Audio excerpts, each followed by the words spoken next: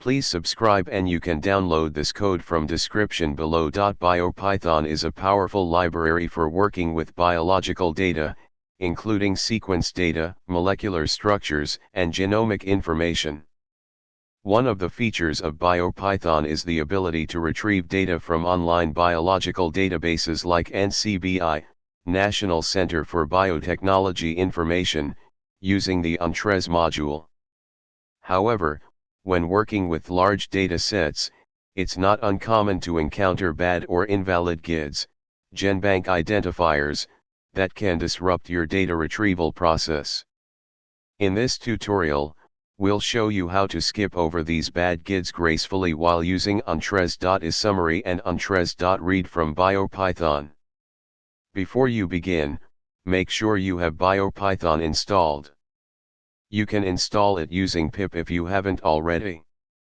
A GenBank Identifier, GID, is a unique identifier for a specific biological sequence in a database. When using Entrez.esummary, you can pass a list of GIDs to retrieve summary information about those sequences from the NCBI databases. The challenge is that not all GIDs in your list may exist or may have been removed from the database. If you encounter a bad GID, it can raise an exception and disrupt your program. To handle this gracefully, you can use a try except block to catch the exception and continue with the remaining GIDs. Here's a step-by-step guide with code examples. In this code, we import the necessary module from BioPython. Set your email address using Entrez.email. This is required to access the NCBI databases. Create a list of GIDs, some of which may be invalid or missing. Create an empty list called valid_results to store the results for valid GIDs. Iterate through the list of GIDs using a for loop.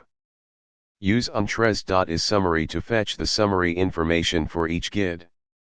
If a GID is invalid, an exception will be raised.